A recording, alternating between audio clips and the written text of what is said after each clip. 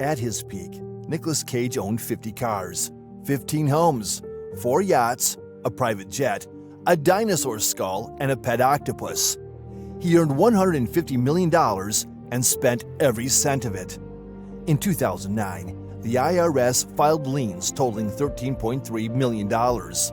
15 homes were sold, 4 yachts were gone. The jet disappeared.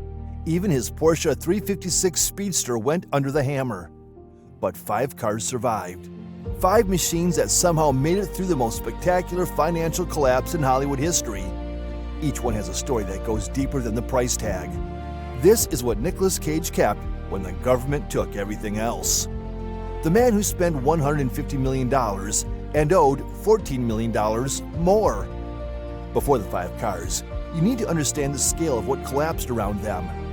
Nicolas Cage made over $150 million acting between 1996 and 2011, including movies like Gone in 60 Seconds at $20 million, National Treasure at $20 million, Snake Eyes at $16 million, and Wind Talkers at $20 million. Forbes listed him as one of the highest paid actors of all time. It is said he made $40 million in 2009 alone. Cage had amassed an estate that included 15 homes, 4 yachts, a Gulfstream jet, and millions in jewelry and art. He owned 9 Rolls-Royce Phantoms simultaneously.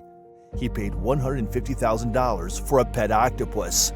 He bought a dinosaur skull at auction, outbidding Leonardo DiCaprio for $276,000. He purchased a private island in the Bahamas.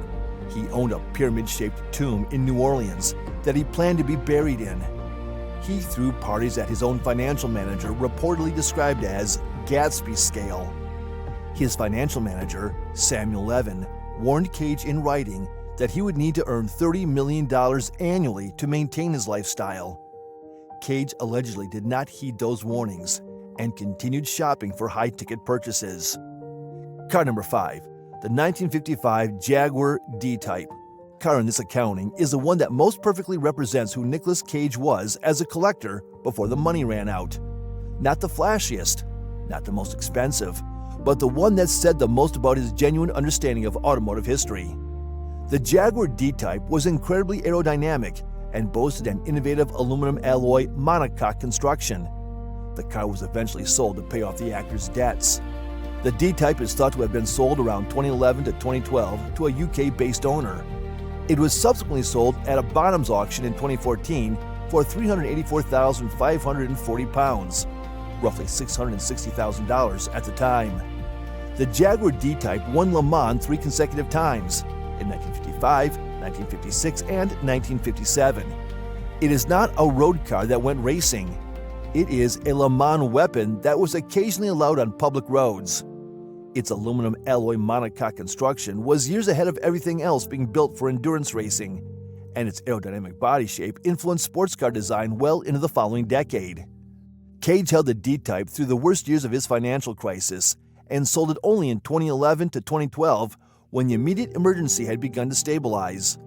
The fact that he kept it while selling more liquid assets earlier in the crisis says something about what this car meant to him personally.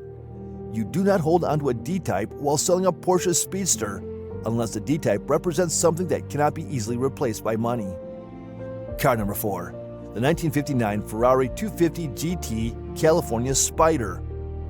Of all the cars that passed through Nicolas Cage's garages, the 1959 Ferrari 250 GT California Spider is the one that most serious collectors would identify as the crown jewel. And it is also the car that connects Cage most directly to the cultural mythology of the automobile in American life. The 1959 Ferrari 250 GT California Spider is one of the rarer and more collectible of vintage Ferrari. Just 106 were built, and they frequently go for between $7 and $15 million, depending on condition. The 250 GT California Spider is a car that sails through a garage window in Ferris Bueller's Day Off. The car that Ferris Bueller borrows from his best friend's father. The car that every teenager who watched that film in 1986 immediately understood represented everything about wealth, beauty, and the terror of consequences. Nicolas Cage owned one. His collection boasted a 250 GT LWB California Spider, among other Ferraris, including a 250 GT Series 1 Cabriolet. These were eventually sold to placate the IRS. 106 examples built, values between $7 and $15 million, depending on condition. The IRS received some portion of that value when Cage was forced to liquidate. The car that symbolizes the fantasy of unlimited wealth was sold by a man facing the reality of unlimited debt. The symmetry is either poetic or brutal, depending on how you look at it. Car number 3, the Ferrari Enzo and the Blacklist. The Ferrari Enzo story is the one that cost Nicolas Cage more than money. It cost him his relationship with Maranello entirely, and it remains one of the most revealing episodes in the entire saga of his financial collapse. The Ferrari Enzo was purchased brand new in 2002 with a base price of $643,330. However, eventually, Cage sold off his Enzo. Among only 400 Ferrari Enzos ever made, what reportedly rankled Ferrari is that Nicolas Cage sold the hypercar for less than its market value. The assumption is that he did so to get whatever money he could rapidly to head off his creditors. Ferrari allegedly did not like what that did to its brand image. Following the news of Cage's sale of the Enzo, Ferrari released a statement blacklisting him from buying any Ferrari from dealerships around the world. Ferrari had unveiled that Cage had sold the Enzo for a much lower price than what the Enzo was worth, hindering the brand's image. Ferrari's blacklist is one of the most extraordinary tools in the luxury automotive world. The company has used it selectively for decades against buyers who flip cars for quick profit or who sell them in ways that undermine the brand's carefully managed exclusivity. Being added to it means no Ferrari dealer anywhere on earth will sell you a car. The waiting lists, the allocations, the personal relationships with marque specialists, all of it evaporates. Nicolas Cage, in his desperate attempt to convert an asset into cash, sold one of 400 Enzos at a discount and was permanently excommunicated from Ferrari's customer universe. The Enzo itself now sells at auction for approximately $3.3 million. Cage almost certainly sold his for a fraction of that figure during the crisis of 2009. The gap between what he received and what the car was worth is a precise financial measure of how desperately he needed the money and how little leverage he had at the moment he needed it most. Car number 2, the 1938 Bugatti Type 57C Adelante. If the Lamborghini Miura was the flashiest car in Cage's collection, the Bugatti Type 57C Adelante was the most historically significant. And the story of how it came to Cage reads like something from one of his films.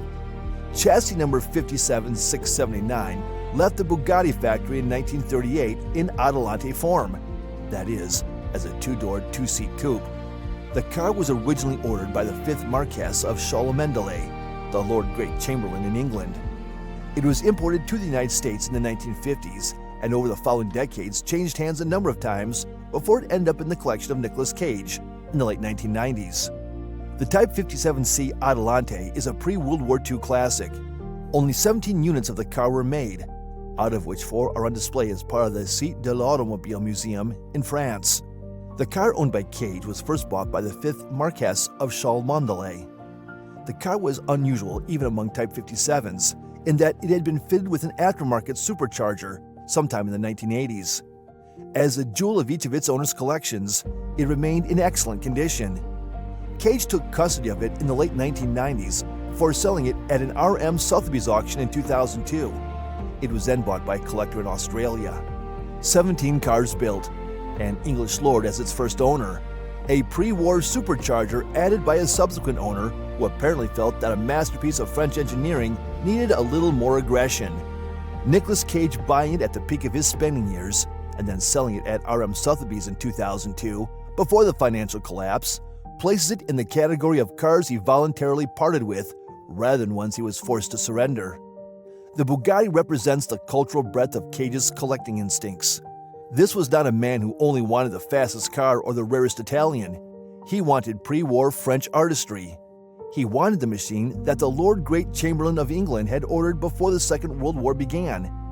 He wanted the story that came with the object, even when the object itself was quiet, elegant, and entirely unlike anything else in his garage. Car number 1, the 1971 Lamborghini Miura P400 SVJ.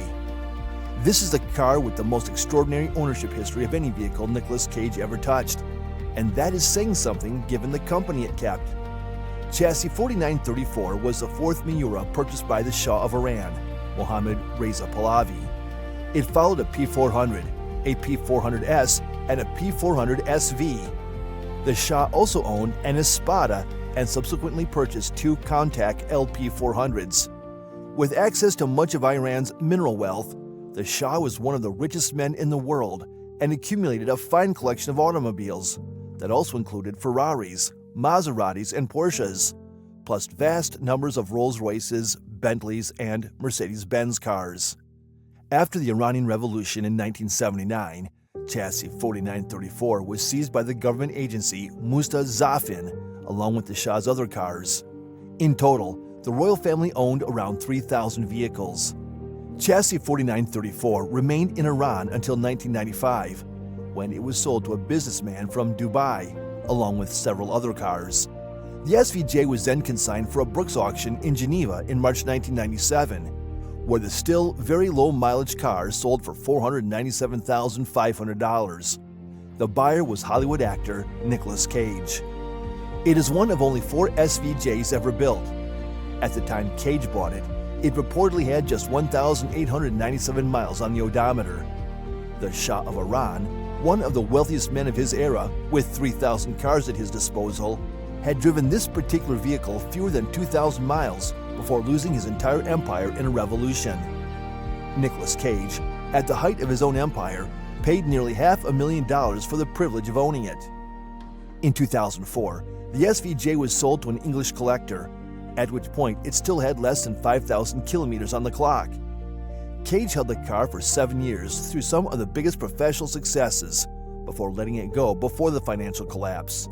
The Miura left his collection not because the IRS took it, but because he chose to sell it, which makes its departure from his garage a matter of personal decision rather than government seizure.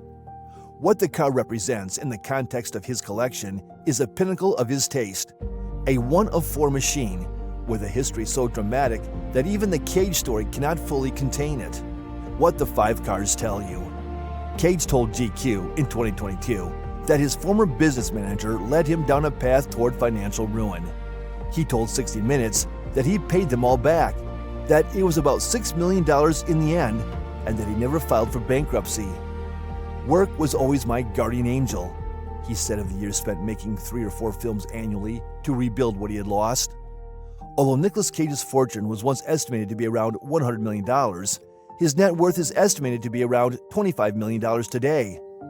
The 5 cars described here are the ones whose stories intersect most completely with the larger story of Cage's collection, its rise, its collapse, and what survived. They are not old cars he kept through the crisis. Some he sold before it arrived. Some he sold during it. Some he sold after it. But each one represents a chapter in the story of a man who, at his peak, had one of the most extraordinary private automotive collections in Hollywood history. The Lamborghini Miura that once belonged to the Shah of Iran. The Bugatti that the Lord Great Chamberlain of England had built before the Second World War. The Ferrari Enzo, whose sale got him blacklisted by Ferrari permanently. The 250 GT California Spider, worth up to $15 million, that the IRS effectively claimed as collateral. The Jaguar D-Type that won Le Mans 3 times, and that Cage held onto longer than almost anything else. Cage moved to Las Vegas in 2006, started making 3 to 4 movies a year, and rebuilt. It was dark, sure, he told 60 Minutes, but he paid it back. He never filed for bankruptcy, and the cars that passed through his garage during those years remain some of the most historically significant machines ever owned by a single private collector. The IRS took a great deal, but it could not take the stories. Those Nicolas Cage kept.